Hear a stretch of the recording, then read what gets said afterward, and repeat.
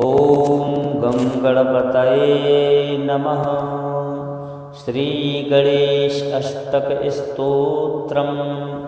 एकदन्तं महाकायं तप्तकाञ्चनसन्निभं लम्बोदरं विशालाक्षं वन्देऽहं गणनायकं मौञ्जीकृष्णाजिनधरं नागयज्ञोपवीतिनं वालेन्दुविलसन्मौलिं वन्देऽहं गणनायकम् अम्बिकाहृदयानन्दं मातृभिः परिपालितं भक्तप्रियं वन्दोन्मत्तं वन्देऽहं गणनायकं चित्ररत्नविचित्राङ्गं चित्रमालाविभूषितं चित्ररूपधरं देवं वन्देऽहं गणनायकं गजवक्त्रं सुरश्रेष्ठं कर्णचामरभूषितं पाशाङ्कुशधरं देवं वन्देऽहं गणनायकं मूषिकोत्तममारुह्य देवासुरमहाहवे योद्धुकामं महावीर्यं वन्देऽहं गणनायकं यक्षकिन्नरगन्धर्व सिद्धविद्याधरैः सदा स्तूयमानं महात्मानं वन्देऽहं गणनायकं सर्वविघ्नकरं देवं सर्वविघ्नविवर्जितं सर्वसिद्धिप्रदातारं वन्देऽहं गणनायकं गणाष्टकमिदं पुण्यं भक्तितो यः पठेन्नरः विमुक्तः सर्वपापेभ्यो रुद्रलोकं स गच्छति। श्रीगणेशार्पणमस्तु। एकदन्तं महाकायं तप्तकाञ्चनसन्निभं लम्बोदरं विशालाक्षं वन्देऽहं गणनायकं मौञ्जीकृष्णाजिनधरं नागयज्ञोपवीतिनं वालेन्दुविलसन्मौलिं वन्देऽहं गणनायकम् अम्बिकाहृदयानन्दं मातृभिः परिपालितं भक्तप्रियं वन्दोन्मत्तं वन्देऽहं गणनायकं चित्ररत्नविचित्राङ्गं चित्रमालाविभूषितं चित्ररूपधरं देवं वन्देऽहं गणनायकं गजवक्त्रं सुरश्रेष्ठं कर्णचामरभूषितं पाशाङ्कुशधरं देवं वन्देऽहं गणनायकं मूषिकोत्तममारुह्य देवासुरमहाहवे योद्धुकामं महावीर्यं वन्देऽहं गणनायकं यक्षकिन्नरगन्धर्व सिद्धविद्याधरैः सदा स्तूयमानं महात्मानं वन्देऽहं गणनायकं सर्वविघ्नकरं देवं सर्वविघ्नविवर्जितं सर्वसिद्धिप्रदातारं वन्देऽहं गणनायकं गणाष्टकमिदं पुण्यं भक्तितो यः पठेन्नरः विमुक्तः सर्वपापेभ्यो रुद्रलोकं स गच्छति। श्रीगणेशार्पणमस्तु। एकदन्तं महाकायं तप्तकाञ्चनसन्निभं लम्बोदरं विशालाक्षं वन्देऽहं गणनायकं मौञ्जीकृष्णाजिनधरं नागयज्ञोपवीतिनं वालेन्दुविलसन्मौलिं वन्देऽहं गणनायकम् अम्बिकाहृदयानन्दं मातृभिः परिपालितं भक्तप्रियं वन्दोन्मत्तं वन्देऽहं गणनायकं चित्ररत्नविचित्राङ्गं चित्रमालाविभूषितं चित्ररूपधरं देवं वन्देऽहं गणनायकं गजवक्त्रं सुरश्रेष्ठं कर्णचामरभूषितं पाशाङ्कुशधरं देवं वन्देऽहं गणनायकं मूषिकोत्तममारुह्य देवासुरमहाहवे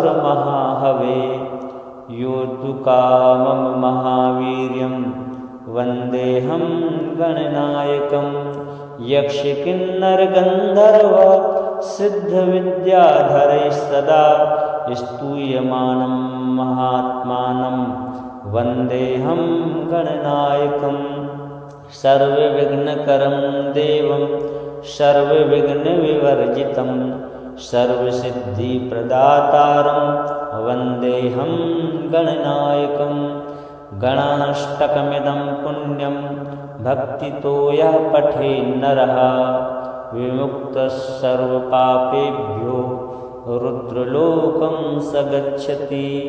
श्रीगणेशार्पणमस्तु।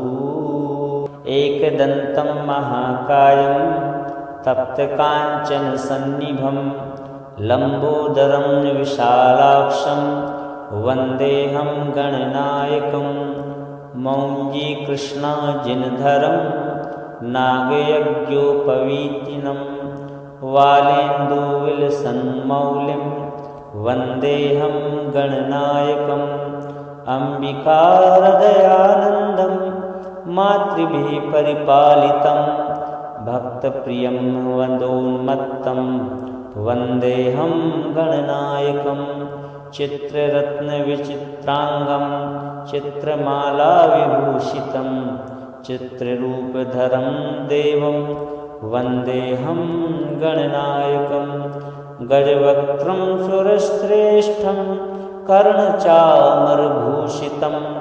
पाशाङ्कुशधरं देवं वन्देऽहं गणनायकं मूषिकोत्तममारुह्य देवासुरमहाहवे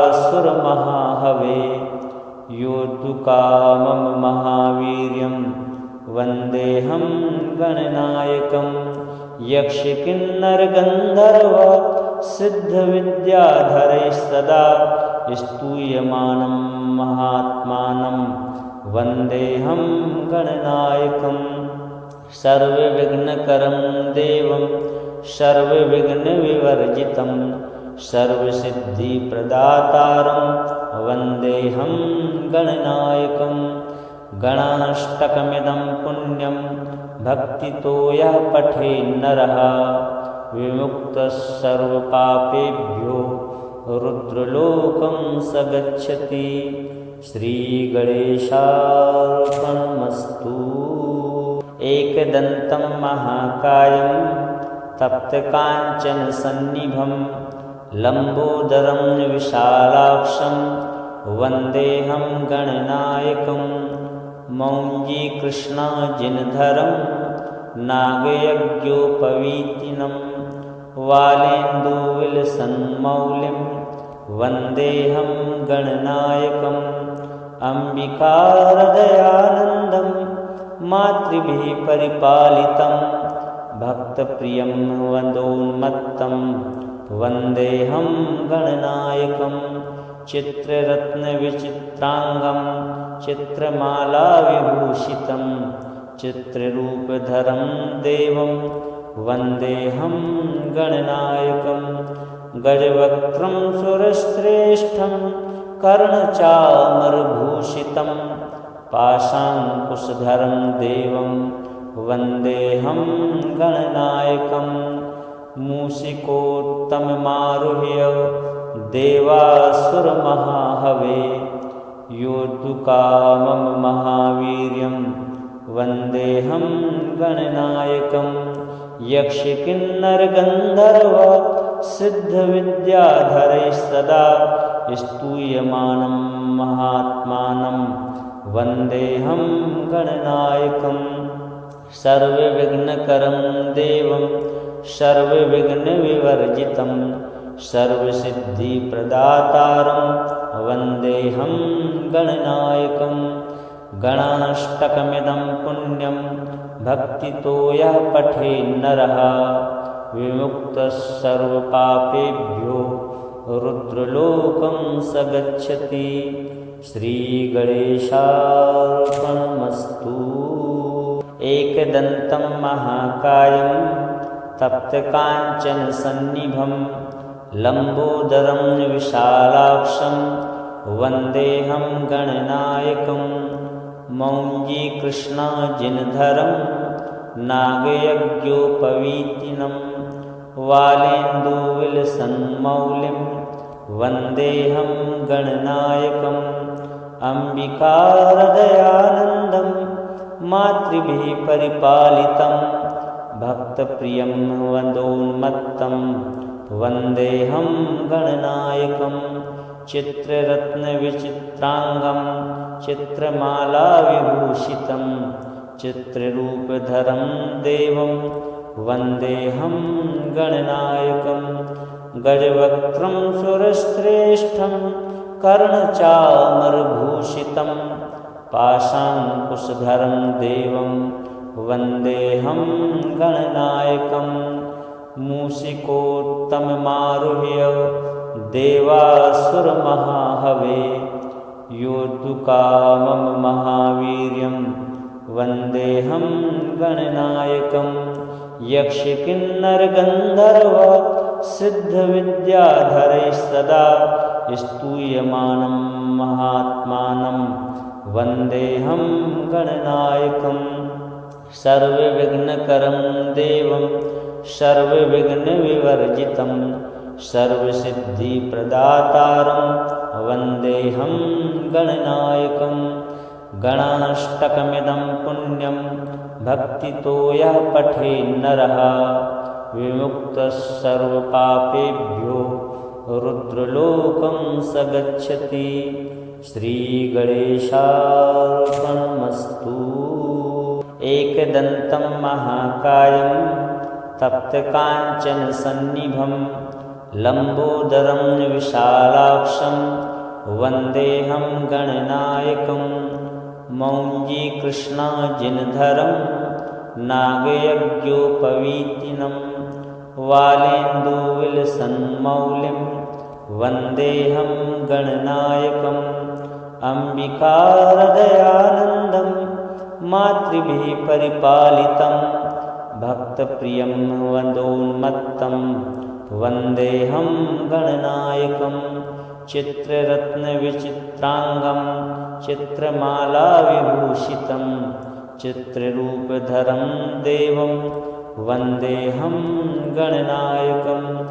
गजवक्त्रं सुरश्रेष्ठं कर्णचामरभूषितं पाशाङ्कुशधरं देवं वन्देऽहं गणनायकम्। मूषिकोत्तममारुह्य देवासुरमहाहवे योद्धुकामं महावीर्यं वन्देऽहं गणनायकम्। यक्षकिन्नरगन्धर्व सिद्धविद्याधरैः सदा स्तूयमानं महात्मानं वन्देऽहं गणनायकम्। सर्वविघ्नकरं देवं सर्वविघ्नविवर्जितं सर्वसिद्धिप्रदातारं वन्देऽहं गणनायकम्।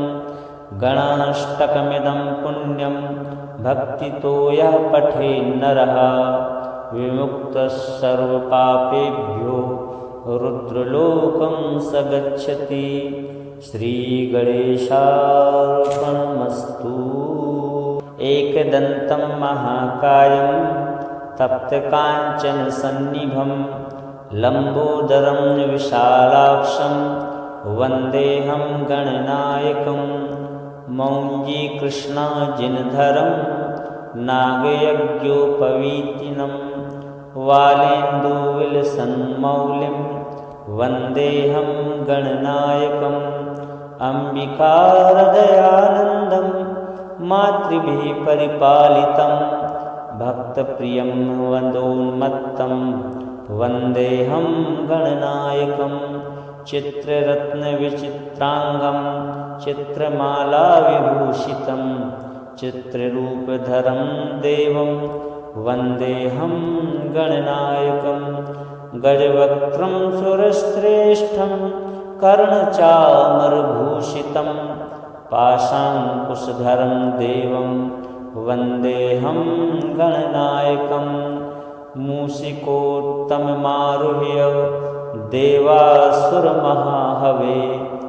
योद्धुकामं महावीर्यं वन्देऽहं गणनायकं यक्षकिन्नरगन्धर्व सिद्धविद्याधरैः सदा स्तूयमानं महात्मानं वन्देऽहं गणनायकं सर्वविघ्नकरं देवं सर्वविघ्नविवर्जितं सर्वसिद्धिप्रदातारं वन्देऽहं गणनायकं गणाष्टकमिदं पुण्यं भक्तितो यः पठेन्नरः विमुक्तः सर्वपापेभ्यो रुद्रलोकं स गच्छति। श्रीगणेशार्पणमस्तु। एकदन्तं महाकायं तप्तकाञ्चनसन्निभं लम्बोदरं विशालाक्षं वन्देऽहं गणनायकं मौञ्जीकृष्णाजिनधरं नागयज्ञोपवीतिनं वालेन्दुविलसन्मौलिं वन्देऽहं गणनायकम् अम्बिकाहृदयानन्दं मातृभिः परिपालितं भक्तप्रियं वन्दोन्मत्तं वन्देऽहं गणनायकं चित्ररत्नविचित्राङ्गं चित्रमालाविभूषितं चित्ररूपधरं देवं वन्देऽहं गणनायकं गजवक्त्रं सुरश्रेष्ठं कर्णचामरभूषितं पाशाङ्कुशधरं देवं वन्देऽहं गणनायकं मूषिकोत्तममारुह्य देवासुरमहाहवे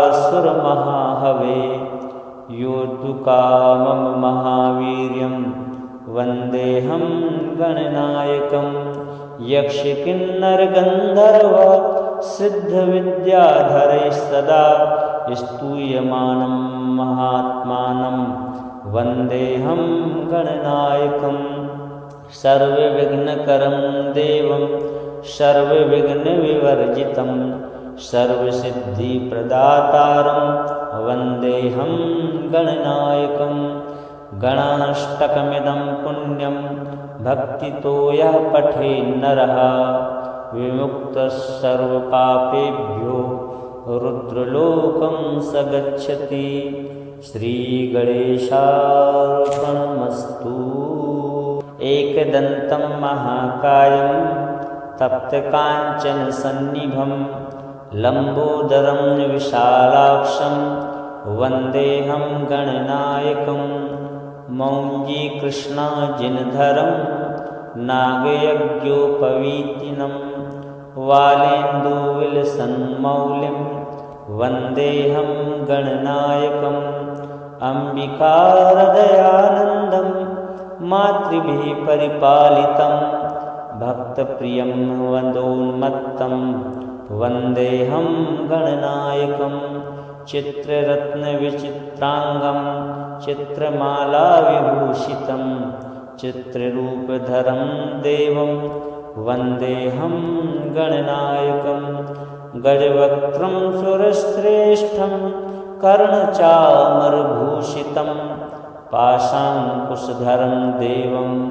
वन्देऽहं गणनायकं मूषिकोत्तममारुह्य देवासुरमहाहवे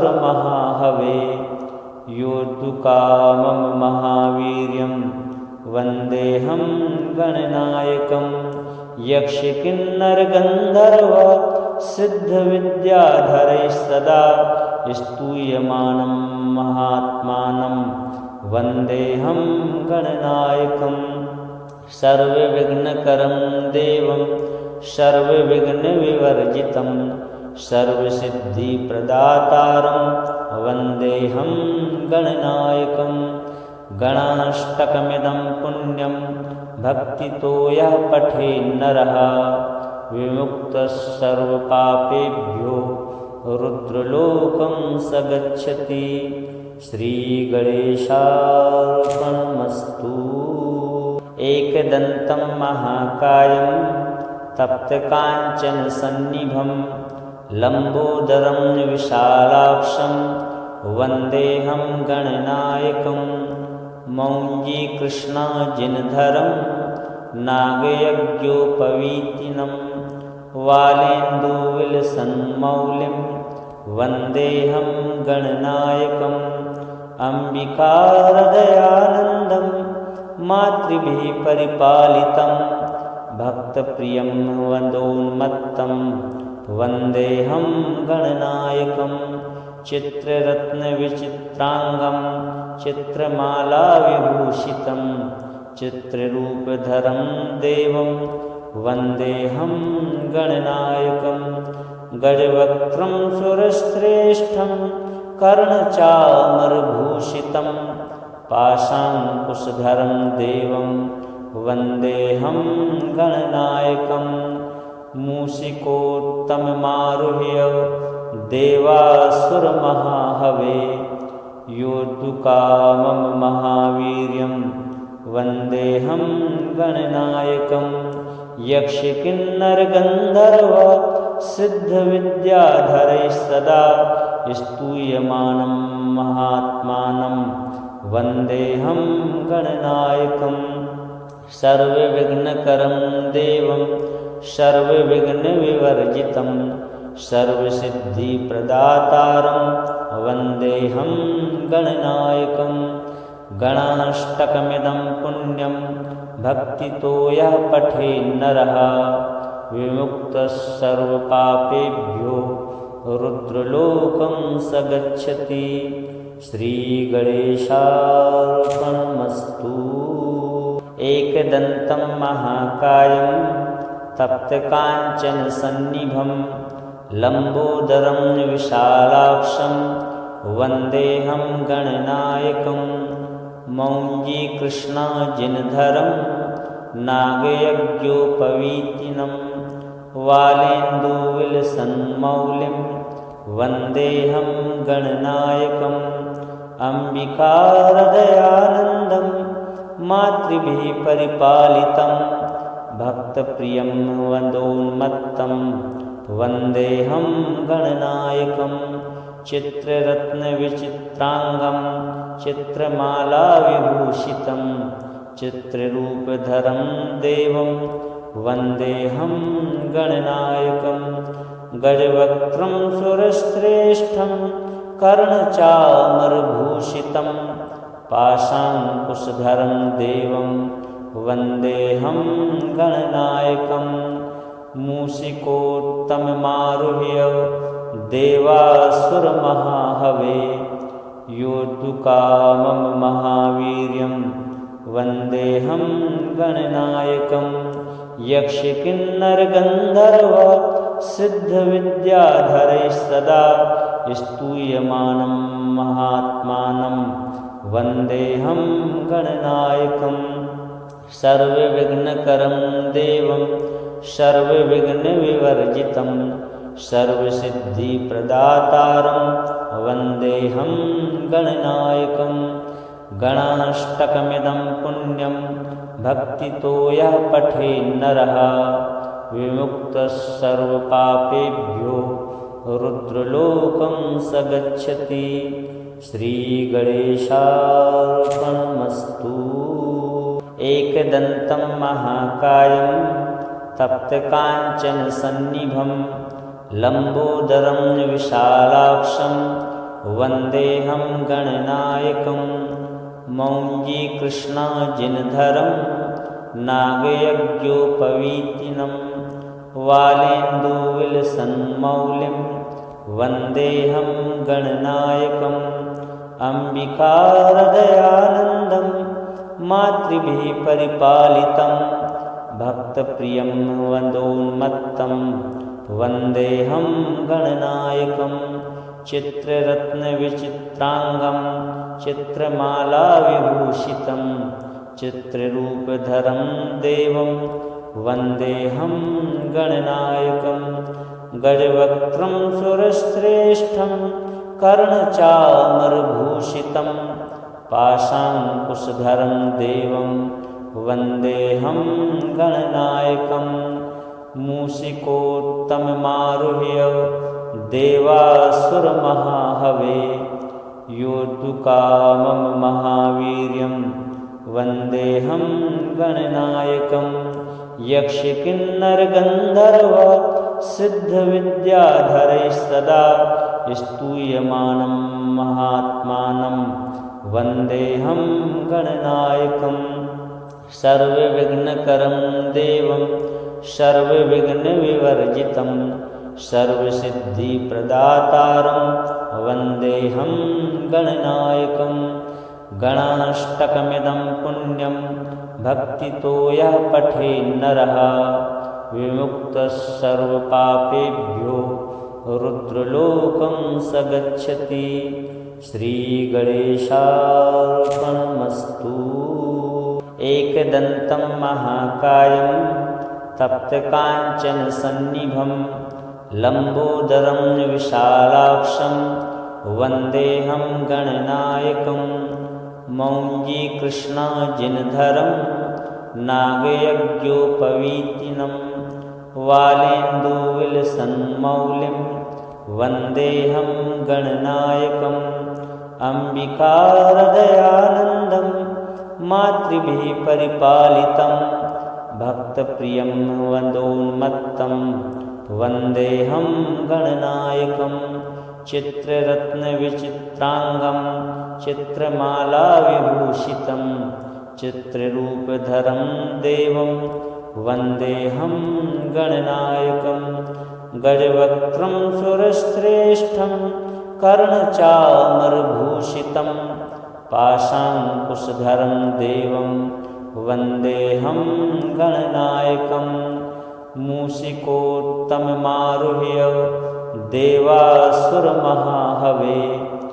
योद्धुकामं महावीर्यं वन्देऽहं गणनायकं यक्षकिन्नरगन्धर्व सिद्धविद्याधरैः सदा स्तूयमानं महात्मानं वन्देऽहं गणनायकं सर्वविघ्नकरं देवं सर्वविघ्नविवर्जितं सर्वसिद्धिप्रदातारं वन्देऽहं गणनायकं गणाष्टकमिदं पुण्यं भक्तितो यः पठेन्नरः विमुक्तः सर्वपापेभ्यो रुद्रलोकं स गच्छति।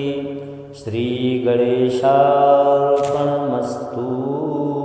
एकदन्तं महाकायं तप्तकाञ्चनसन्निभं लम्बोदरं विशालाक्षं वन्देऽहं गणनायकं मौञ्जीकृष्णाजिनधरं नागयज्ञोपवीतिनं वालेन्दुविलसन्मौलिं वन्देऽहं गणनायकम् अम्बिकाहृदयानन्दं मातृभिः परिपालितं भक्तप्रियं वन्दोन्मत्तं वन्देऽहं गणनायकं चित्ररत्नविचित्राङ्गं चित्रमालाविभूषितं चित्ररूपधरं देवं वन्देऽहं गणनायकं गजवक्त्रं सुरश्रेष्ठं कर्णचामरभूषितं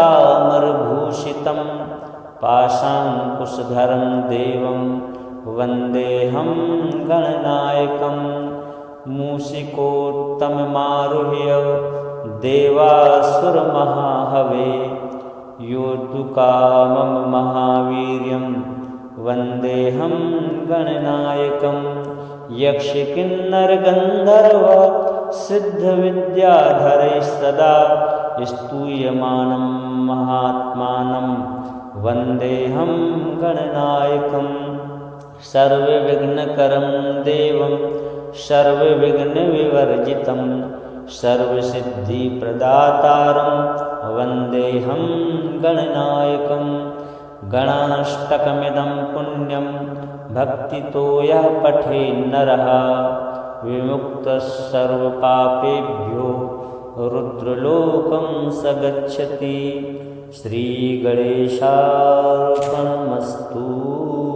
एकदन्तं महाकायं तप्तकाञ्चनसन्निभं लम्बोदरं विशालाक्षं वन्देऽहं गणनायकं। मौञ्जीकृष्णाजिनधरं नागयज्ञोपवीतिनं वालेन्दुविलसन्मौलिं वन्देऽहं गणनायकम्। अम्बिकाहृदयानन्दं मातृभिः परिपालितं भक्तप्रियं वन्दोन्मत्तं वन्देऽहं गणनायकं। चित्ररत्नविचित्राङ्गं चित्रमालाविभूषितं चित्ररूपधरं देवं वन्देऽहं गणनायकं। गजवक्त्रं सुरश्रेष्ठं कर्णचामरभूषितं पाशाङ्कुशधरं देवं वन्देऽहं गणनायकं। मूषिकोत्तममारुह्य देवासुरमहाहवे योद्धुकामं महावीर्यं वन्देऽहं गणनायकं।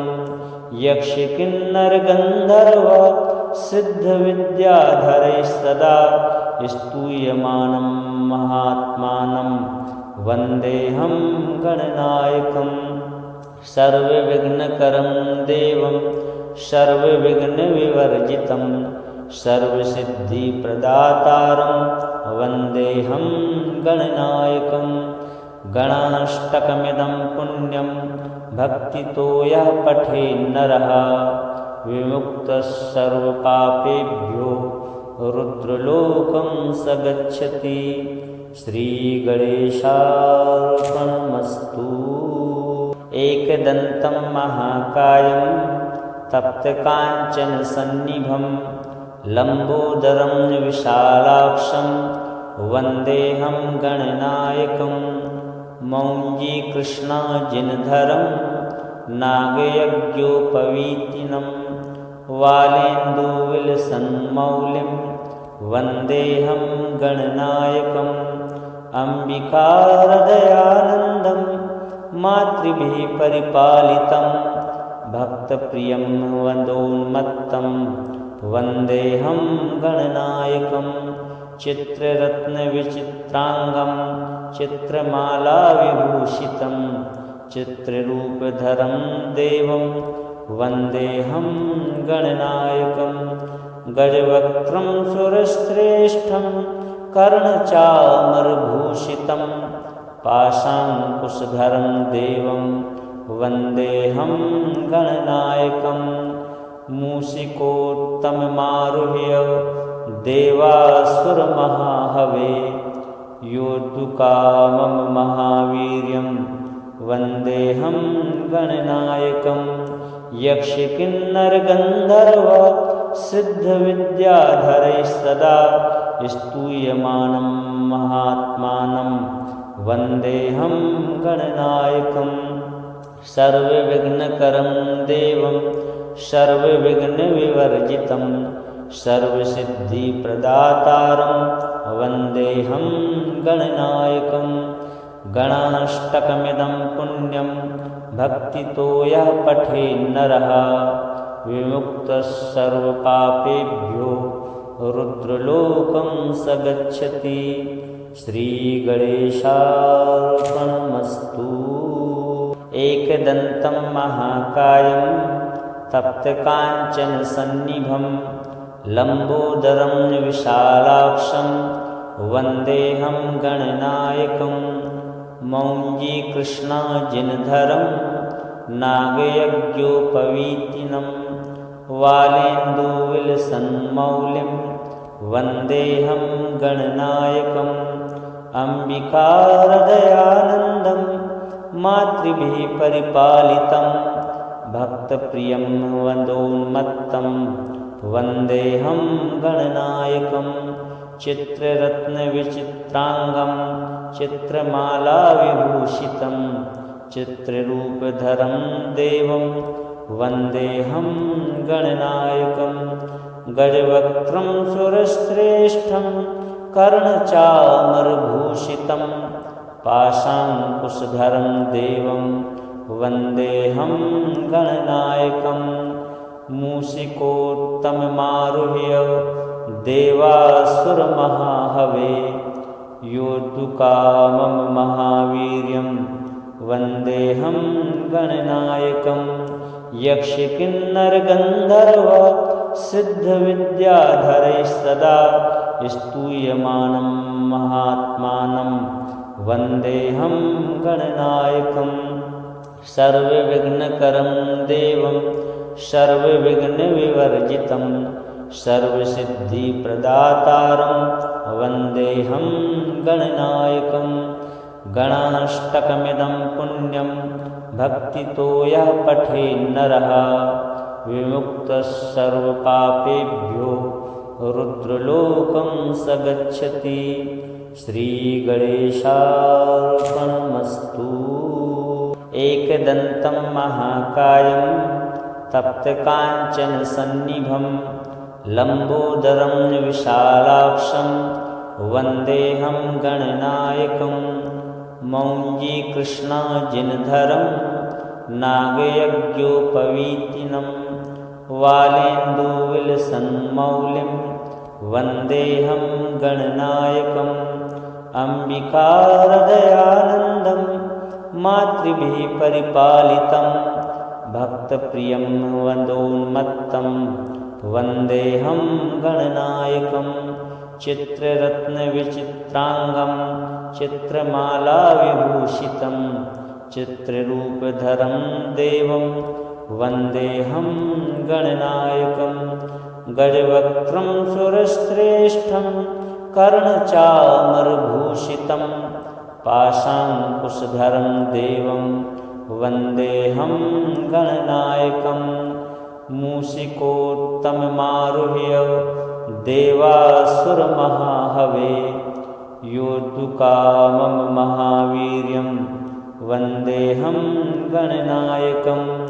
यक्षकिन्नरगन्धर्व सिद्धविद्याधरैः सदा स्तूयमानं महात्मानं वन्देऽहं गणनायकं सर्वविघ्नकरं देवं सर्वविघ्नविवर्जितं सर्वसिद्धिप्रदातारं वन्देऽहं गणनायकं गणाष्टकमिदं पुण्यं भक्तितो यः पठेन्नरः विमुक्तः सर्वपापेभ्यो रुद्रलोकं स गच्छति। श्रीगणेशार्पणमस्तु। एकदन्तं महाकायं तप्तकाञ्चनसन्निभं लम्बोदरं विशालाक्षं वन्देऽहं गणनायकं मौञ्जीकृष्णाजिनधरं नागयज्ञोपवीतिनं वालेन्दुविलसन्मौलिं वन्देऽहं गणनायकम् अम्बिकाहृदयानन्दं मातृभिः परिपालितं भक्तप्रियं वन्दोन्मत्तं वन्देऽहं गणनायकं चित्ररत्नविचित्राङ्गं चित्रमालाविभूषितं चित्ररूपधरं देवं वन्देऽहं गणनायकं गजवक्त्रं सुरश्रेष्ठं कर्णचामरभूषितं पाशाङ्कुशधरं देवं वन्देऽहं गणनायकं मूषिकोत्तममारुह्य देवासुरमहाहवे योद्धुकामं महावीर्यं वन्देऽहं गणनायकं यक्षकिन्नरगन्धर्व सिद्धविद्याधरैः सदा स्तूयमानं महात्मानं वन्देऽहं गणनायकं सर्वविघ्नकरं देवं सर्वविघ्नविवर्जितं सर्वसिद्धिप्रदातारं वन्देऽहं गणनायकं गणाष्टकमिदं पुण्यं भक्तितो यः पठेन्नरः विमुक्तः सर्वपापेभ्यो रुद्रलोकं स गच्छति। श्रीगणेशार्पणमस्तु। एकदन्तं महाकायं तप्तकाञ्चनसन्निभं लम्बोदरं विशालाक्षं वन्देऽहं गणनायकं। मौञ्जीकृष्णाजिनधरं नागयज्ञोपवीतिनं वालेन्दुविलसन्मौलिं वन्देऽहं गणनायकम्। अम्बिकाहृदयानन्दं मातृभिः परिपालितं भक्तप्रियं वन्दोन्मत्तं वन्देऽहं गणनायकं। चित्ररत्नविचित्राङ्गं चित्रमालाविभूषितं चित्ररूपधरं देवं वन्देऽहं गणनायकं। गजवक्त्रं सुरश्रेष्ठं कर्णचामरभूषितं पाशाङ्कुशधरं देवं वन्देऽहं गणनायकं। मूषिकोत्तममारुह्य देवासुरमहाहवे योद्धुकामं महावीर्यं वन्देऽहं गणनायकं। यक्षकिन्नरगन्धर्व सिद्धविद्याधरैः सदा स्तूयमानं महात्मानं वन्देऽहं गणनायकं। सर्वविघ्नकरं देवं सर्वविघ्नविवर्जितं सर्वसिद्धिप्रदातारं वन्देऽहं गणनायकं। गणाष्टकमिदं पुण्यं भक्तितो यः पठेन्नरः विमुक्तः सर्वपापेभ्यो रुद्रलोकं स गच्छति। श्रीगणेशार्पणमस्तु। एकदन्तं महाकायं तप्तकाञ्चनसन्निभं लम्बोदरं विशालाक्षं वन्देऽहं गणनायकं। मौञ्जीकृष्णाजिनधरं नागयज्ञोपवीतिनं वालेन्दुविलसन्मौलिं वन्देऽहं गणनायकम्। अम्बिकाहृदयानन्दं मातृभिः परिपालितं भक्तप्रियं वन्दोन्मत्तं वन्देऽहं गणनायकं। चित्ररत्नविचित्राङ्गं चित्रमालाविभूषितं चित्ररूपधरं देवं वन्देऽहं गणनायकं। गजवक्त्रं सुरश्रेष्ठं कर्णचामरभूषितं पाशाङ्कुशधरं देवं वन्देऽहं गणनायकं। मूषिकोत्तममारुह्य देवासुरमहाहवे योद्धुकामं महावीर्यं वन्देऽहं गणनायकं। यक्षकिन्नरगन्धर्व सिद्धविद्याधरैः सदा स्तूयमानं महात्मानं वन्देऽहं गणनायकं। सर्वविघ्नकरं देवं सर्वविघ्नविवर्जितं सर्वसिद्धिप्रदातारं वन्देऽहं गणनायकं। गणाष्टकमिदं पुण्यं भक्तितो यः पठेन्नरः विमुक्तः सर्वपापेभ्यो रुद्रलोकं स गच्छति। श्रीगणेशार्पणमस्तु। एकदन्तं महाकायं तप्तकाञ्चनसन्निभं लम्बोदरं विशालाक्षं वन्देऽहं गणनायकं।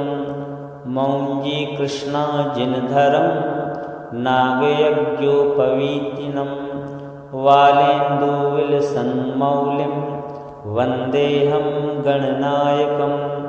अम्बिकाहृदयानन्दं मातृभिः परिपालितं भक्तप्रियं वन्दोन्मत्तं वन्देऽहं गणनायकं।